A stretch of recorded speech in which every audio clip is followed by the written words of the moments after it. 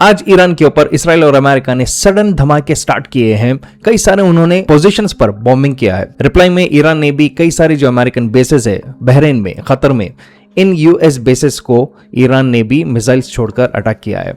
और कई लोग कह रहे हैं कि ये इसके पीछे सडन ऐसा क्या हुआ है। तो मैं आपको इस वीडियो में कुछ एक ऐसे किस्म के पॉइंट समझाऊंगा जिससे आपको समझना आएगा कि ये सडन कोई वॉर नहीं है, बल्कि ये एक बहुत बड़ी प्लानिंग और स्ट्रैटेजिक मूव है इसराइल की तरफ से, जहां पर अब Israel centre of the world, super power of the world बनने की तैयारी ये कर चुका है। और यहां से मैं आपको बताऊंगा एक टर्म जिसको कहते हैं पैक्स अमेरिकाना से लेकर पैक्स जुडाइका तक। ये टर्म्स क्या होते हैं और क्या इसके बारे में कई साल पहले कुछ स्कॉलर्स ने बताया था कि ये वक्त आने वाला है, और कैसा इसमें दज्जाली जो शैतानी थ्रोन है उसकी तैयारी अब इसराइल पूरी तरह कर रहा है।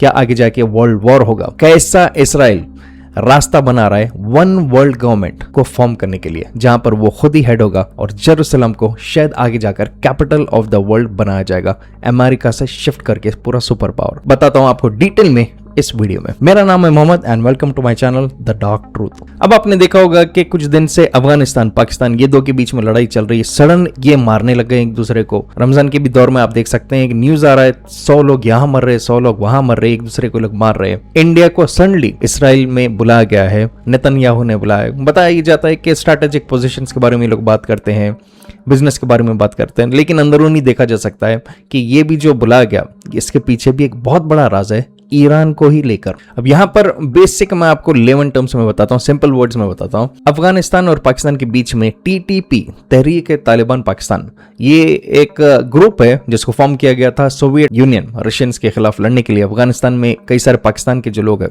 वो अफगानिस्तान में भी रहते थे। ये एक अलग इंडिविजुअल ग्रुप बना था। आज इसी चीज को लेकर अफगानिस्तान उसके सपोर्ट में पाकिस्तान के खिलाफ लड़ा है और पाकिस्तान कह रहा है कि ये लोग हमारे खिलाफ हो गए हैं।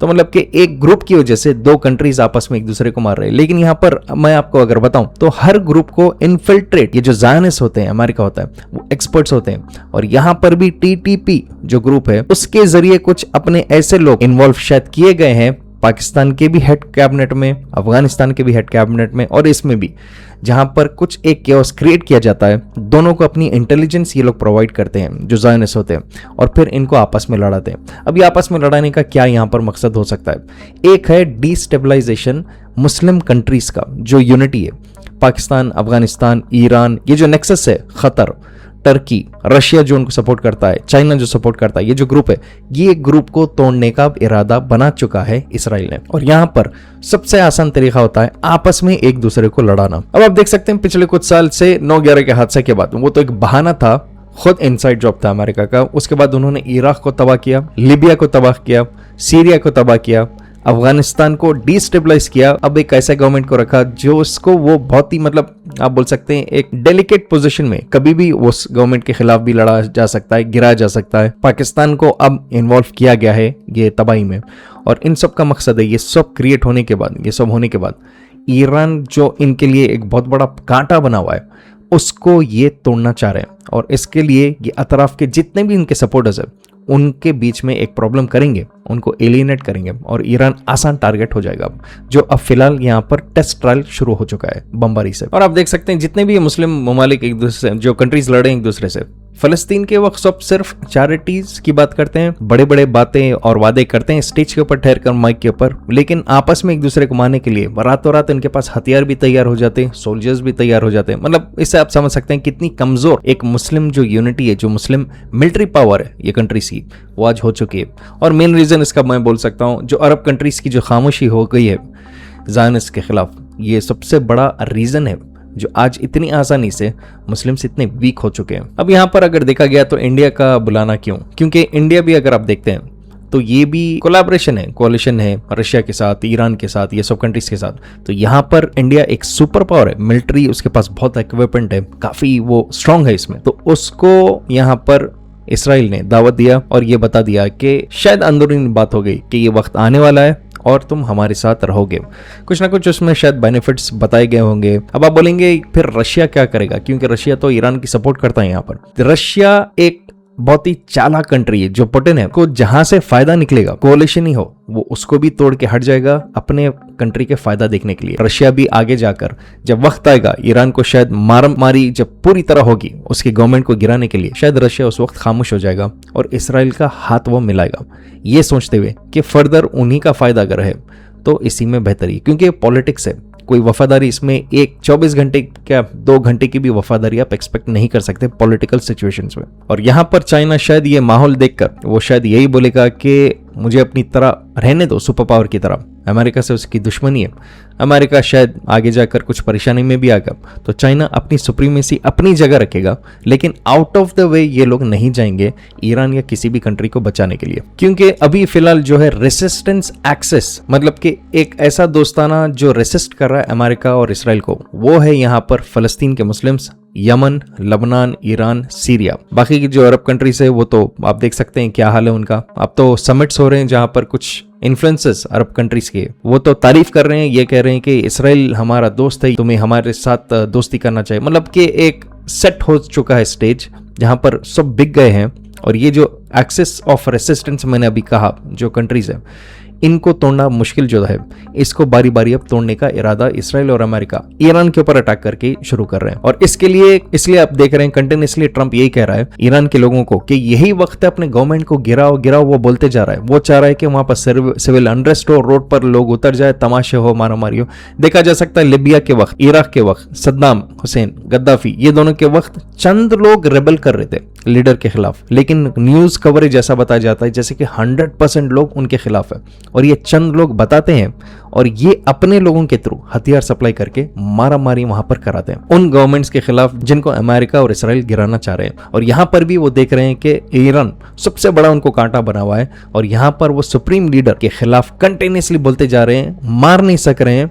तो वो लोग ये देख रहे हैं कि वहीं के लोगों के जरिए गवर्नमेंट को गिराने के लिए 4-8 गधे रहते ईरान में जो प्रोटेस्ट खिलाफ कर रहे हैं, जिनको नंगापन ज्यादा पसंद है, नशे करने की आदत, वो सब वैसे ही लोग आप देख रहे हैं जो न्यूज मीडिया में आकर कह रहे हैं गवर्नमेंट को गिराना चाहिए। तो ऐसे पागलों का इस्तेमाल पूरी तरह किया जाता है। तो यहाँ पर NWO new world order, single world जो ऑर्डर, मतलब कि सिंगल गवर्नमेंट जो यहाँ पर मोस्ट प्रॉब्ली इसराइली आगे जाकर टेक ओवर करेगा, उसके कई सारे कोलिशंस बन रहे हैं। जैसे कि आप देख सकते हैं, एक है यूएसए, इंडिया ये हाथ मिला रहे हैं, इसराइल हाथ मिला रहे हैं, एक है चाइना, रशिया, ईरान जो आगे जाकर शायद ईरान से दूर शायद हट जाएंगे या नए गवर्नमेंट से बस हाथ मिलाकर एज अ पुपेट गवर्नमेंट ईरान को रखेंगे, रशिया और चाइना खामोश रहेंगे। और तीसरा है जो गल्फ कंट्रीज, जो आप देख सकते हैं बीच अदर, ना इधर की ना उधर की, हर जगह ये लोग नाचने वालों में से हो गए। तो ये एक ऐसे ग्रुप्स बनते रहेंगे और ये सब एंड में NWO को फॉलो करेंगे क्योंकि हर एक को अपनी कुर्सी से मोहब्बत है। अब आते हैं जो स्टार्टिंग में मैंने पॉइंट कहा, पैक्स अमेरिकाना टू पैक्स जुड़ेगा, ये क्या है?